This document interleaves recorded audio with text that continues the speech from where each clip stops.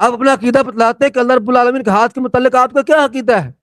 اللہ رب العالمین نے کہا ید اللہ فوق ایدیہم، ان کے ہاتھوں کے اوپر کیا ہے؟ اللہ تعالیٰ کا ہاتھ ہے. ٹھیک ہے، یہاں سے کیا ہوا؟ اللہ رب العالمین کا ہاتھ ثابت ہوا. اللہ رب العالمین نے آدم علیہ السلام کے بارے میں فرمایا کہ لما خلقت بیدی، میں نے اسے اپنے دونوں ہاتھوں سے پیدا کیا ہے. یہاں پر اللہ رب العالمین کے دو ہاتھ ثابت ہو رہے ہیں. تو یہاں پہ اعتراض آپ کا یہ بھی ختم ہو جاتا ہے کہ ایدی کا لفظ استعمال ہوا، یا کیا لفظ بولا تھا آپ نے؟ کون سی آیت پڑھی تھی؟ اولم یروا، اولم یروا مما خلقنا لهم مما عملت ایدینا انعاما فهم لها مالکون. ایدینا انعاما، ایدی کو یہاں پر ہم تثنیہ کے اوپر ہی محمول کریں گے. کیوں؟ کیونکہ اللہ رب العالمین کے لیے تثنیہ کا لفظ قرآن کے ہاتھ کے لیے تثنیہ کا لفظ ثابت ہے. جمع بھی ثابت ہے، جمع بھی ثابت ہے، جمع کو تثنیہ کے اوپر ہی جمع تکثیر بھی محمول ثابت ہے، جمع کثرت ثابت ہے. اور جبکہ اللہ رب العالمین نے قرآن کے اندر انسانوں کے لیے بھی جمع عید کا لفظ جمع کا استعمال کیا. یعلم ما بین ایدیہم وما خلفہم، وہ بہت سارے انسان ہیں نا، تو بہت سا وہ پورے انسانیت کی بات ہو رہی ہے نا. ان کے تو پورے انسانیت کے تو ہاتھ نہیں ہیں، ہر انسان کے دو ہاتھ ہیں، لوگوں کے تو بہت سارے ہاتھ ہیں. اللہ رب العالمین کے ہاتھ کو ہم مانتے ہیں اللہ رب العالمین کی توفیق سے. کیسا مانتے ہیں؟ دو کیوں مانتے ہیں؟ زیادہ کا کیوں انکار کرتے ہو؟ جی زیادہ کیوں نہیں مانتے؟ ایک آیت پہ ایمان ہے، دوسری آیت پہ کفر ہے، یا کیا؟ اب میری بات میں اپنی باری بات کیجیے گا. اب جتنا میں نے سوال کیا تو اتنا جواب دینا آپ کے لیے لازم ہے. ہم اللہ رب العالمین کی تمام صفات کو مانتے ہیں، اللہ کے چہرے کو مانتے ہیں، اللہ کے ہاتھ کو مانتے ہیں. وہ انہوں نے یہ بھی جواب نہیں دیا بھائی کہ رب کے یہ کیوں کہتے ہیں کہ رب کے دو ہاتھ ہیں؟ قرآن تو کہتا ہے کہ 10 سے زیادہ ہاتھ ہیں. یہ کبھی جواب نہیں دیا اس کا اس نے. یہ کتاب ہے ابطال التأویلات لاخبار الصفات، قاضی ابی علاء الحنبلی، جزء اول، یہاں پر صفحہ نمبر 188 ہے، حدیث نمبر 182 ہے.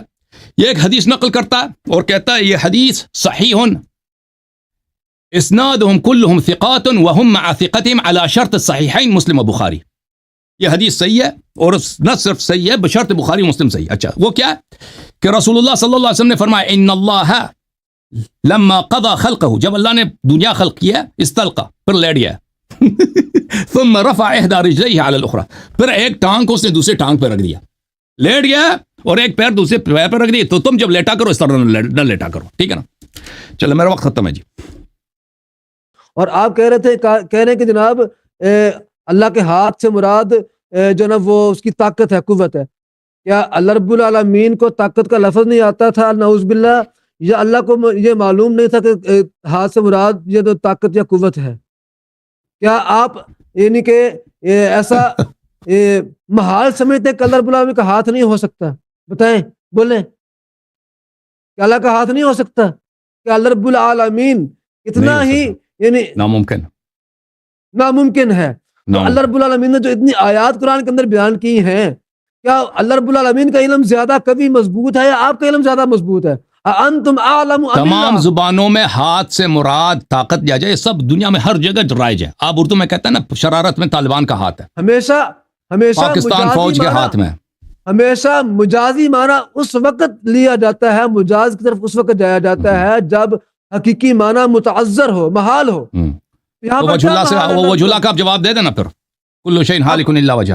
پہلے ہاتھ کو مانو نا، ہاتھ کا اقرار کرو نا کہ اللہ تعالیٰ کے لیے ہاتھ کا ہونا محال ہے. اس میں ہمارے پاس نصوص ہے، نصوص مراد ہے کہ ہاتھ سے مراد ہوتا ہے اللہ تعالیٰ کی قدرت اور اللہ تعالیٰ کا عظمت. وہ ہمارے پاس نصوص موجود ہے. اور بہت ساری جگہوں پر ید اللہ جب کہا جاتا ہے اس سے مراد امیر المؤمنین علی علیہ السلام بھی ہوتے ہیں. ٹھیک ہے نا؟ مختلف آیات میں اس کے مختلف معنی ہیں. اس طرف تو ہم نے ابھی جانا ہے، تو آپ آج سے کیا مراد لیتے ہیں؟ تو ابھی دن کے وہ تو منصوص ہے. ہم نے دین اہل بیت علیہ السلام سے اخذ کیا. اہل بیت علیہ السلام نے قرآن کی تفسیر کی ہے اور فرمایا ید اللہ سے مراد اعضاء نہیں ہے.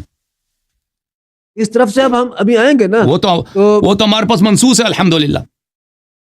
یہ کتاب توحید ہے مرحوم صدوق رحمہ اللہ کی، التوحید لشیخنا الصدوق. یہاں پہ حضرت امام رضا علیہ السلام کی حدیث ہے صفحہ نمبر 154 میں. سألت الرضا علیہ السلام عن قول اللہ لابلیس، میں نے پوچھا کہ اللہ کے یہ قول ابلیس سے کیا مراد ہے. ما منعک، اے ابلیس تو نے کیوں سجدہ نہیں کیا. لما خلقت بیدی، کہ اس آدم کے لیے جس آدم کو میں نے اپنے دو ہاتھوں سے بنایا تھا. قال یعنی بقدرتی وقوتی، یہ منصوص ہے میرے بھائی. ہم اہل بیت طاہرین علیہ السلام ہمارے پاس حجت ہیں, انہوں نے قرآن کے معنی بتا دیے ہیں, اس لیے ہم جو ہیں آپ کی طرح تجسیم کے ہم شکار نہیں ہیں. اب بالکل اگر آپ, مجھے بخود بھی پتا, اگر آپ یہی سوالات دیوبندیوں سے کریں, بریلویوں سے کریں, وہ کے پاس جواب نہیں ہے کہ بھئی آپ کیوں کہتے ہیں کہ اللہ کے ید اللہ سے مراد کیا ہے؟ ید اللہ سے مراد اللہ کی طاقت ہے, دلیل بتاؤ بھئی. یہی سوال ان کے پاس کوئی نص نہیں ہے, کیونکہ ان کے محدثین سب مجسمت ہے اور انہوں نے تنزیہ کے احادیث سب غائب کر دیے, کوئی نقل ہی نہیں کیا جی. اسی طرح وجاء ربک والملک صفا صفا, شیخ صاحب ملاحظہ کریں, وجاء ربک والملک صفا صفا سورہ فجر میں جو ہے اس کا مطلب کیا ہے؟ اس کا مطلب یہ ہے, تفسیر البرہان, یہ جلد نمبر ہے 5, ملاحظہ کریں, یہاں پہ روایت موجود ہے میرے مولا حضرت امام رضا علیہ السلام سے, وجاء ربک والملک صفا صفا صفا ان اللہ عز وجل لا یوصف بالمجیء والذهاب. اللہ تعالی کا وصف نہیں ہوتا آنے جانے سے, آیا گیا, یہ اللہ تعالیٰ کے لیے ہوتا ہی نہیں ہے. یہ مخلوق ہے, جسم ہے, حیوان ہے, جانور جو آتے جاتے ہیں, اللہ آتا جاتا نہیں ہے. تعالی اللہ عن الانتقال, انتقال ایک جگہ سے دوسری جگہ جانا یہ مخلوق ہونے کی علامت ہے, خالق کے لیے انتقال ناممکن ہے. انما یعنی بذلك وجاء امر ربک والملک صفا صفا, وجاء ربک والملک صفا صفا, اس سے مراد ہے کہ اللہ کا امر, اللہ کا حکم آیا ہے. اچھا, جب یہ پتہ چلا تو یہ سب منصوص ہیں میرے بھائی. رسول اللہ صلی اللہ علیہ وسلم نے فرمایا انی تارک فیکم من اخذتم به من بعد لن تذلوا بعدی ابدا کتاب اللہ و عترتی اہل بیت. ہم نے توحید اہل بیت علیہ السلام سے لی, تفسیر اہل بیت علیہ السلام سے لی, اس لیے ہمارا خدا وہ جو ہندوؤں والی خدا ہے نا, جب میں نے آپ سے بار بار پوچھا کہ آپ کے خدا میں, آپ کے رب میں اور ہندوؤں مشرکین کے خدا میں فرق کیا, آپ بتا ہی نہیں سکے جی. بار بار سوال کیا نا, آپ بالکل پھنس گئے اور بتا بھی نہیں سکیں گے. تیاری بھی کر لینا جا کے واپس آئے, پھر بھی نہیں بتا سکیں گے کہ آپ کے کوئی فرق ہی نہیں.